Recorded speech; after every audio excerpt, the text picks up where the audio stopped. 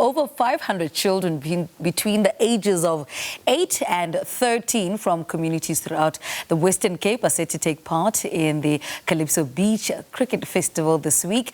The event that is in its 30th year this year aims to introduce the game of cricket to children with little or no access to the game. Brad Bing is the founder of this initiative and he joins us on Zoom to tell us more. Brad, good morning. Welcome to Morning Live. Oh, thanks so much for having me. I really appreciate it. Brad, I want to touch on the festival. Where did it all start? What is the inspiration behind the festival?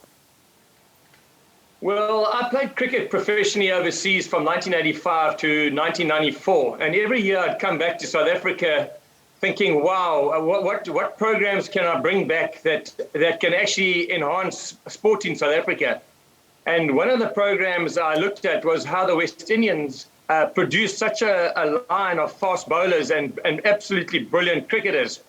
And I thought in 1990, when I started Sporting Charts, I thought, wow, what can I do to actually make a difference in South Africa? And I thought, well, let me just try and introduce this Calypso cricket into South Africa. And that's exactly what we did. And this year we're celebrating our 30th year. How has the festival grown over the years? Well, what's been exciting for us is obviously COVID's played a major part this year, so it's not as big as we have had it in the past. But in the past, what we've done is we've started up in KwaZulu-Natal in Durban on all the beaches up there and worked our way through East London because that's obviously the home of kind of, if I can call it, Black African cricket. There are a huge amount. There's a lot of talent out in the Eastern Cape. And we worked our way along the beaches all the way down to Cape Town. And the exciting thing for us is we've got 2 kilometers of beach. And I mean, if you go on a beach and you walk for 2 kilometers, it's a hell of a walk. And it's just so exquisite to see the amount of children that are so passionate about playing the game of cricket. And all I've done is I've just taken a simple concept from the Caribbean, implemented it in South Africa, and subsequently we've seen the results of so many children coming through the system, going on to play for either their provinces or their franchises, and some of them even for South Africa. And the communities, how do you access them? How does the message get across?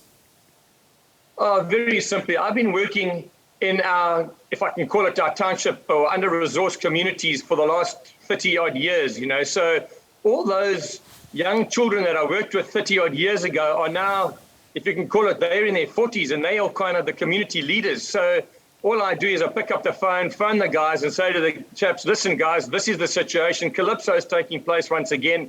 Can you organize the kids from your community? And the special thing about this is we use this program to actually market and promote the game of cricket throughout South Africa. Because once this program's finished, they then go back into their communities and carry on playing in a more formal capacity with regards to a program we run called Street Cricket. So you can imagine we market and promote Calypso cricket to get children hooked on the game of cricket. And once they get back to their community, they actually then play in the streets. And we obviously then supply all the equipment, and we make sure we've got the right coaches, the right community leaders, and that's how we're marketing and promoting the game of cricket throughout South Africa. Now, this program will roll out over 2 phases. Tell us more about that. Yeah, there's a very strong, to all our programs, there's a very strong educational focus. You know, we've spoken to the children about gender-based violence, you know, about money matters. Often people say to me, why do you talk to the children when they've got no money about money matters? Well, that's exactly the reason why we speak to the children about that. We've spoken to them about substance abuse, so we work with the Department of Community Safety, we work with the Department of Social Development, Department of Health. We've spoken to the children about teenage pregnancy. And this year, our focus is very, very clear. We've got to create more of a focus on the environmental awareness within our schools throughout South Africa.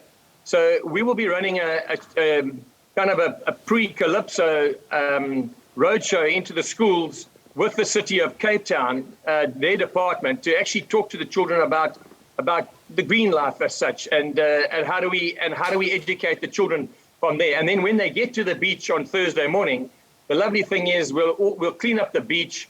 put that all that waste aside and then get stuck in and actually play Calypso cricket. And Calypso cricket, for those people who don't know, it's just where you get down to the beach.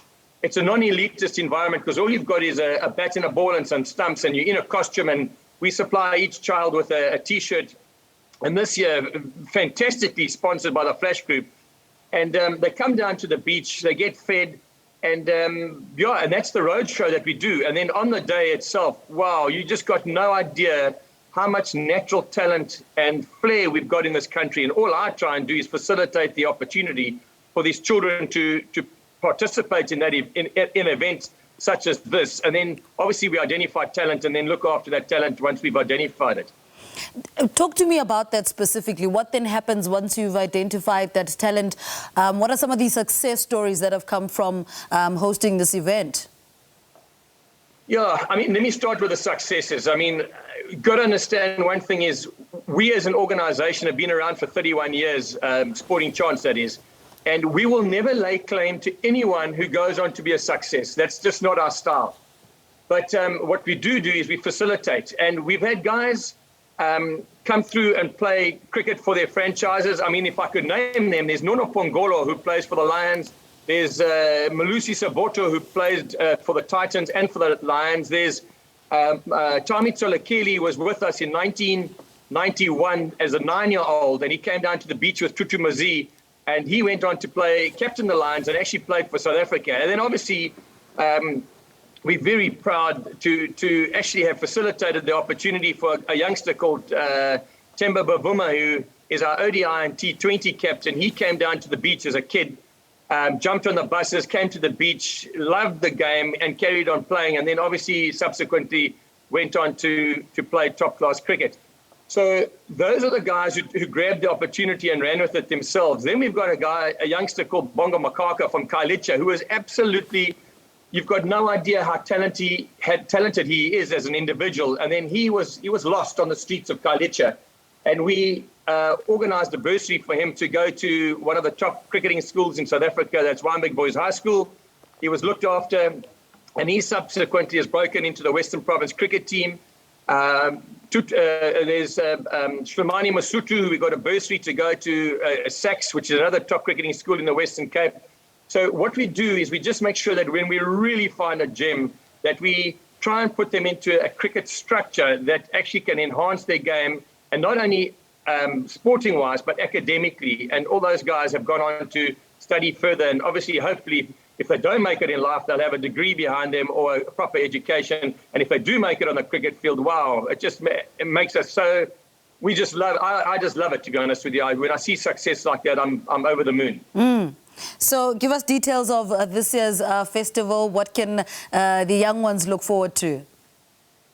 Yeah, they will meet in their communities. There's Kailicha, there's Langa, there's Gugulethu, there's Ocean View. All those communities, the kids will meet, the children will meet at a specific points. The community leaders then organize the children. They jump on the buses, they come down to the beach. They'll get to the beach roundabout by about 9 o'clock, 9:30. We're very lucky in the sense that we've got Food Lovers Market who will feed the kids, and then we brought in Milo and Peninsula Beverages to give the kids something to drink. And then they go into the beach and they play. And they play for 3, 4, 5 hours. We obviously then have people on the beach who will be able to identify the natural talent and flair. And then when that finishes at about 1:30, 2 o'clock, they have a lunch and again something to drink, and then they get onto the buses and back to their specific community. So that's the format. That's Thursday, the 9th of December, on what we regard as the home of Calypso cricket, which is Sunrise Beach near Muizenberg in Cape Town. Listen, Brad, you know what? I'm not complaining. I see girls there in the photos, so that I'm very happy about. Brad, thank you so much for talking to us, Brad Bing, and he's been speaking to us about the Calypso Beach Cricket Festival that's taking place on the 9th of December. It looks like a lot of fun. Beach and cricket sounds like a lot of fun.